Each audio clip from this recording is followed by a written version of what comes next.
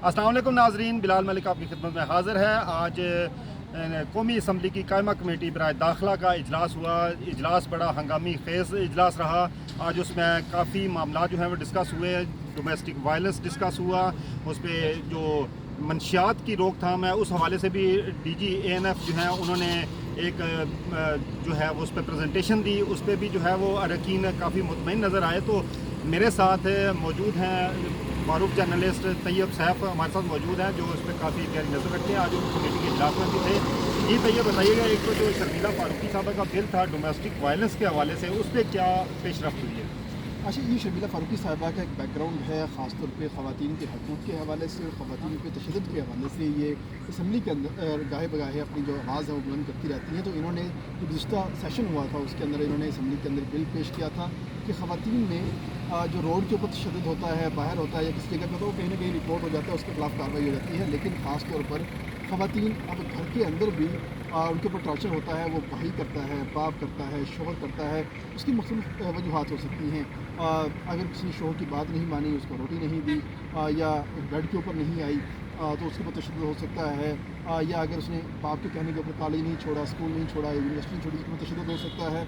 या भाई की कोई बात नहीं मानी, सर पे दुपट्टा नहीं लिया, या बाजार जाना बंद नहीं, जो भी मामला हैं वो हो सकते हैं। तो ख़वातीन के ऊपर तशद्दुद जो है बड़ा आसान होता है, क्योंकि एक नाजुक सिनफ़ नाजुक है। तो इस हवाले से उन्होंने ये जो बिल है वो असम्बली में लेके आई थी, जिसके बाद कौमी असम्बली की कायमा कमेटी में आया और कायमा कमेटी के अंदर बैठ के तमाम तर चीज़ें जो हैं ये डिस्कस हुई। जिसके बाद इसमें बहुत सारी जो तजावीज़ हैं मज़ीद इसको इम्प्रोवाइज़ करने की, बेहतर करने के हवाले से वो सामने आई। लेकिन जो सबसे बड़ी इसके अंदर जो अमेंडमेंट आई और तब्दीली आई मुझे थी कि कमेटी के अंदर बैठे हुए तमाम लोगों ने कहा कि हम डोमेस्टिक वायलेंस को सिर्फ ख़वातीन से मशरूत कर रहे हैं। तो क्या ऐसा नहीं हो सकता कि इसमें मर्द भी विक्टिम हो सकते हैं? तो असम्बली के अंदर एक बड़ा कहका लगा ना, तो ये कहका मर्दों का कहका था, मगर उस कहके के अंदर बेबसी थी, उसके अंदर लाचारी नज़र आई कि यार हम बैठ के ख़वातीन के हकूक़ की बात तो कर रहे हैं लेकिन अपने हकूक़ की बात कोई नहीं कर रहे। वजह यही है, शर्मसारी है। कोई क्या कहेगा कि मैं अपनी बीवी से मार खाता हूँ, मैं अपनी बहन से मार खाता हूँ, या अपनी माँ से मार खाता हूँ, क्या कहेगा वो?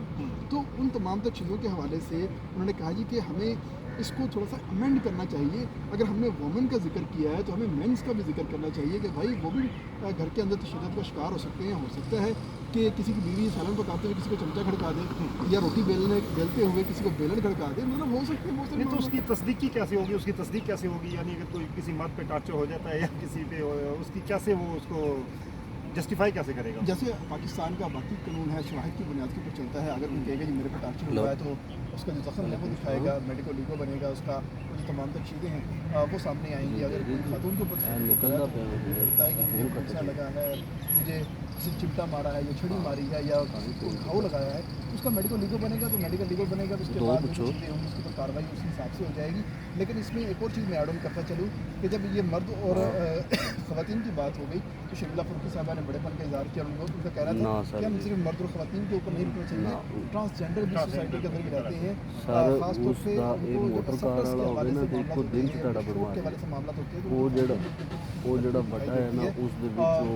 पाकिस्तान में वो कानून तो नहीं है कि ट्रांसजेंडर जो है वो रिलेशनशिप के अंदर रहे, तो उनको रिलेशनशिप वाला तो नुकसान नहीं हो सकता। लेकिन बाप है, भाई है, माँ है या बहन है, किसी भी किस्म का तशद्दुद उसके ऊपर हो सकता है। तो वो भी उन्होंने कहा कि हम अब इसमें मेल फीमेल या शी मेल का हम जिक्र नहीं करेंगे, हम करेंगे एवरी सिटीजन। पाकिस्तान का कोई भी शहरी अगर उसके ऊपर डोमेस्टिक टॉर्चर होता है तो उसके खिलाफ कार्रवाई। अच्छा, FIRs के हवाले से भी आज काफ़ी जो है वो बहस हुई। उस हवाले से एक बिल भी मंजूर किया गया है। तो FIRs का क्या तरीक़ाकार होगा? पहले क्या तरीक़ाकार था, अब क्या होगा? अच्छा, पहले तो ये होता था कि FIR होती, कानून तो यही है कि जो भी शहरी दरख्वास्त लेके जाएगा तो उसकी FIR फौरी तौर पर दर्ज होती है।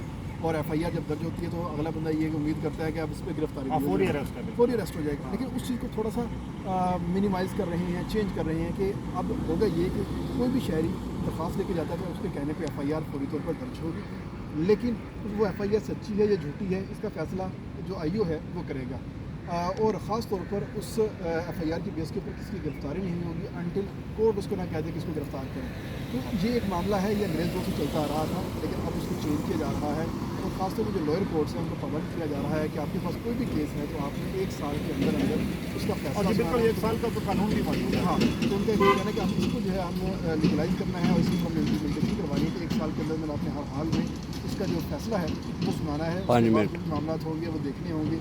और ख़ास तौर पे आपने देखा होगा कि बहुत सारे मामला ऐसे होते हैं कि CCTV फुटेज है या वायरल वीडियोज़ है اس میں کوئی شخص جو ہے زیادتی کرتا ہوا دکھائی دیتا ہے، خواتین پر تشدد کرتا ہوا، یا کوئی باثر شخص اس نے گاڑی سے کسی سارجنٹ کو کچل دیا ہے، کسی راہگیر کو کچل دیا ہے، تو بعد میں ہوتا کیا تھا، ٹی وی پہ سارا نظر آ رہا ہوتا تھا، ہر بندے کو پتہ چلتا تھا یار یہ شخص جو ہے وہ کلپریٹ ہے، مگر بعد میں جب وہ کورٹ کے اندر معاملہ جاتا تھا تو کورٹ کے اندر وہ شخص جو ہے وہ باعزت بری ہو جاتا تھا یا بے گناہ نکل آتا تھا۔ اس کی وجہ یہ ہوتی تھی کہ ہماری عدالت کے اندر ابھی تک یہ قانونی موجود نہیں ہے کہ ہم سی سی ٹی وی فوٹیج کو یا وائرل ویڈیو کو ہم بطور ثبوت جو ہے وہ لے سکیں۔ ریئل ایویڈنس اس کو تو اب اس کے اندر ریئل ٹائم ایویڈنس مانیں گے، لیکن اس کی شرط ایک ساتھ میں لگا دی گئی ہے کہ فورنزک لیب جو ہے یا فورنزک رپورٹ جو ہے اس کی جو رپورٹ ہوگی وہ اٹیچ کریں گے اور بتائیں گے کہ یہ ایک ریئل ٹائم ہمارے پاس ایویڈنس ہے، اس کے اندر کوئی فارجری نہیں ہوئی، کسی قسم کی اس کے اندر ہم نے چینج نہیں کیا، وہ ایڈیٹنگ نہیں کی ہوئی، یہ اوریجنل فوٹیج ہے، اوریجنل ویڈیو ہے، اور یہ جو ہے اب ثبوت کے طور پہ استعمال ہوگی، اور اب اس ویڈیو کی بنیاد کے اوپر لوگوں کو سزائیں بھی ہوں گی، ان کو جرمانے بھی ہوں گے، اور وہ اب جیل کا منہ بھی دیکھیں گے۔ لاسٹ کویشچن ہے، ایک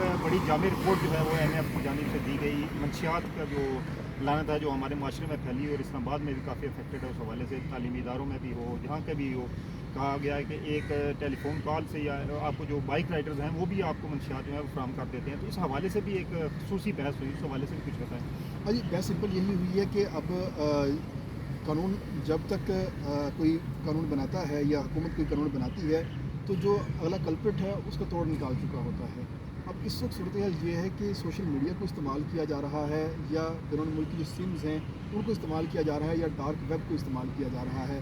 اب انفارچونیٹلی ہمارے پاس ان کے خلاف کوئی قانون نہیں ہے، اور سب سے زیادہ یہ جو لوگ ہیں یہ تعلیمی اداروں کے اندر نوجوان لوگ جو ہیں ان کو جو یہ پروموٹ کر رہے ہیں، اور سب سے بڑی بات ہے جو سب سے تشویشناک ہے کہ لڑکیاں اب اس کے اندر بڑی، پہلے تو ہم دیکھتے ہیں لڑکے جو چرس پی رہے ہیں، افیم کھا رہے ہیں، شراب پی رہے ہیں، بھنگ پی رہے ہیں، اب خاص طور پہ جب سے آئس آئی ہے نا، ایک تو اس کی اسمیل کوئی نہیں ہے، اگر کسی کے پاس پڑی ہے، کسی نے اس کا نشہ کیا ہوا تو اس کو کسی کو پتہ ہی نہیں چلتا، سو اس بندے کے جس نے یہ نشہ کیا ہوا ہے، اور خاص طور پہ پاکستانی جو اس کے اندر انوالو ہیں ہی ہیں، پہلے افغانی بڑے انوالو ہوتے تھے، اب نائجیرین پاکستان میں آ کے بڑے ایکٹیو ہو چکے ہیں، اور تعلیمی اداروں کے اندر آ کے وہ منشیات جو ہے وہ اسمگل کر رہے ہیں اور فراہم کر رہے ہیں، اور ڈفرینٹ پارٹیز ارینج کرواتے ہیں، اور پارٹی کے اندر مطلب یہی ہوتا ہے کہ آپ آؤ، اس کے بعد آپ نے ڈرگ خریدنی ہے اور ڈرگ خرید کے آپ نے پارٹی کرنی ہے، تو یہ تمام تر چیزیں جو ہیں یہ سامنے آ رہی ہیں، اور خاص طور پر پاکستان کے بہت سارے علاقے ایسے ہیں جو کہ نو گو ایریا بنے ہوئے ہیں، یا مقامی جو انتظامیہ ہے، مقامی پولیس ہے یا قانون نافذ کرنے والے ادارے ہیں ان کو سپورٹ کرتے ہیں، جس کی وجہ سے ہر گلی محلے میں کوئی نہ کوئی ہمیں وکٹم نظر آتا ہے،